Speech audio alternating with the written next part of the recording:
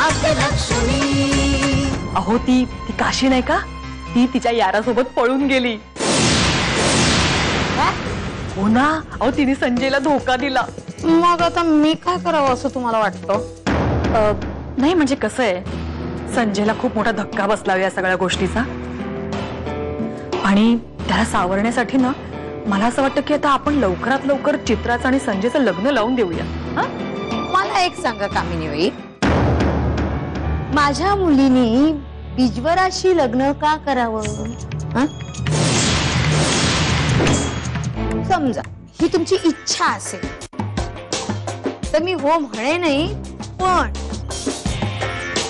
संजयचं आणि चित्राचं लग्न झाल्यानंतर तुम्हाला जी प्रॉपर्टी मिळेल त्यातले 25% माझे।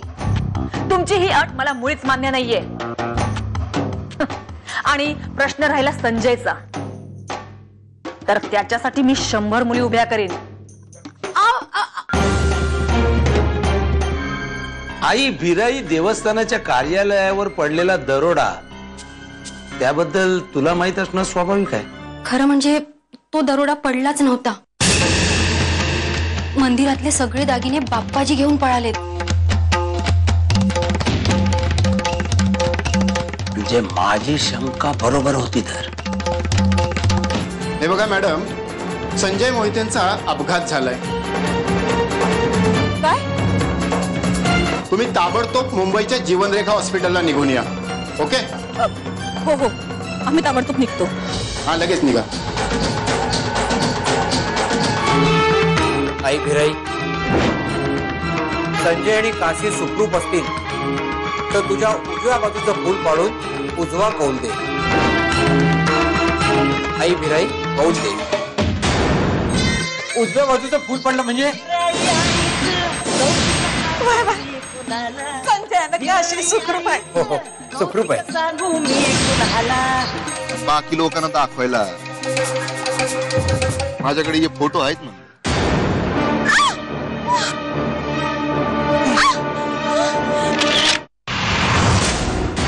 प्रताप, हे फोटो 5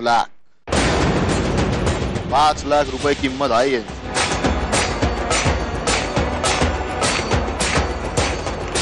चिक्कूवाडी सार्वजनिक मंडळ वेशभूषा स्पर्धेतील पुढचा स्पर्धक येतोय, बबली पुणेकर। ती आपल्या समोर येत आहे अस्सल भारतीय पारंपरिक स्त्रीच्या भूमिकेत।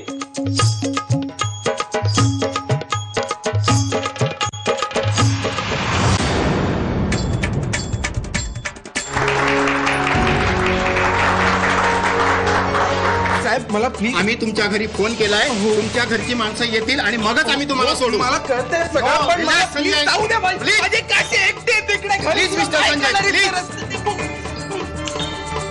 मुंबई बबली, काय मस्त केलंस तू। हो ना, मग काय? घाबरे टोपी पब्लिक मध्ये टाळ्या काय पडल्या? पडल्या ना? अरे पडायलाच पाहिजे, नसतं पडलं ना तर घेतली असते एकेकाची।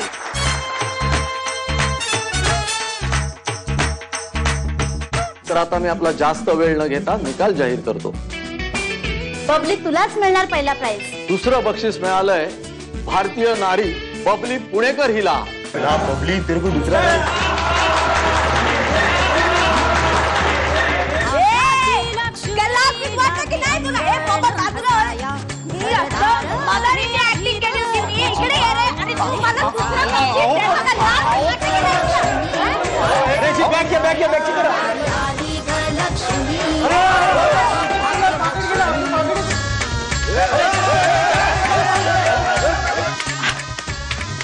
बाजू वाट रे, काय ग भवाने, मी तुला माझे कानातले दिले होते ना स्पर्धेसाठी, कुठे आहेत ते? हे काय तू घालून फिरतीयेस? दे मला। बापरे, भागो।